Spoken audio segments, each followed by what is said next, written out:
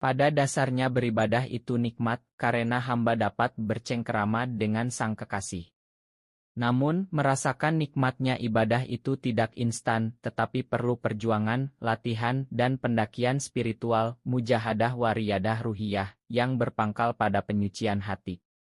Sebab, nikmat itu soal rasa, bukan rasio, meskipun rasa nikmat beribadah itu bisa dikembangkan dengan olah rasio. Niat, keikhlasan, cinta, kesungguhan, ketenangan, dan kekusyukan untuk merasakan nikmatnya ibadah berporos di hati yang bersih. Setidaknya ada 5 kunci merasakan beribadah itu nikmat. Pertama, menomorsatukan cinta kepada Allah dan Rasul-Nya. Selama hati lebih terpatri dengan cinta dunia, nikmatnya ibadah itu sulit dirasakan. Nabi Shallallahu Alaihi Wasallam bersabda, ada 3 siat yang apabila ada dalam diri seseorang, ia akan merasakan manis atau nikmatnya iman, yaitu Allah dan Rasul-Nya lebih dicintai selain keduanya.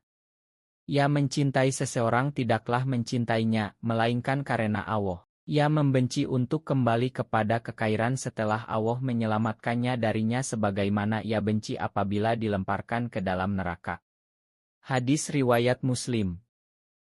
Kedua, beribadah dengan ikhlas semata-mata karena mendamba ridha Allah Subhanahu wa Ta'ala. Abu Umamah meriwayatkan bahwa ada seseorang datang menemui Nabi Shallallahu Alaihi Wasallam lalu bertanya, tahukah engkau ada seseorang yang berperang untuk memperoleh pahala dan sebutan tertentu baginya?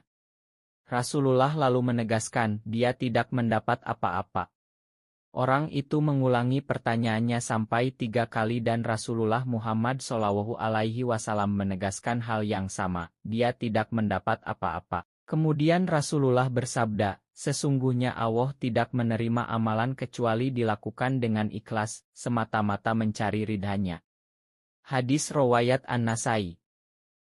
Ketiga, bersungguh-sungguh dan konsisten atau mujahadah wa istiqomah dalam beribadah, dengan meneladani tata cara ibadah Rasulullah Sallallahu Alaihi Wasallam dimulai dengan meluruskan dan memurnikan niat karena Allah atau lillah, memenuhi syarat, rukun dan kaifiatnya secara tertib dan kusyuk.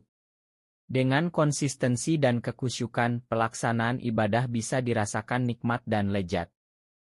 Keempat, menjadikan ibadah sebagai kesenangan hati, bukan beban yang memberatkan, sehingga ibadah dijalani dengan penuh antusiasme, optimisme, dan asketisme.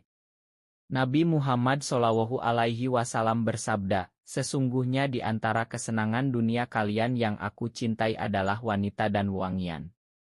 Dan dijadikan kesenangan hatiku terletak di dalam salat. Hadis riwayat Ahmad, At-Tabarani, Al-Baihaqi, dan Al-Hakim.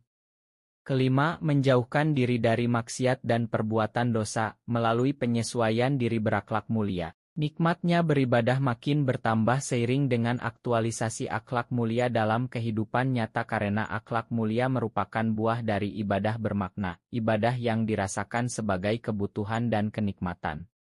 Demikianlah 5 kunci agar bisa merasakan beribadah itu nikmat. Semoga kita semua dimudahkan Allah untuk dapat mengamalkannya. Amin ya Rabbal Alamin.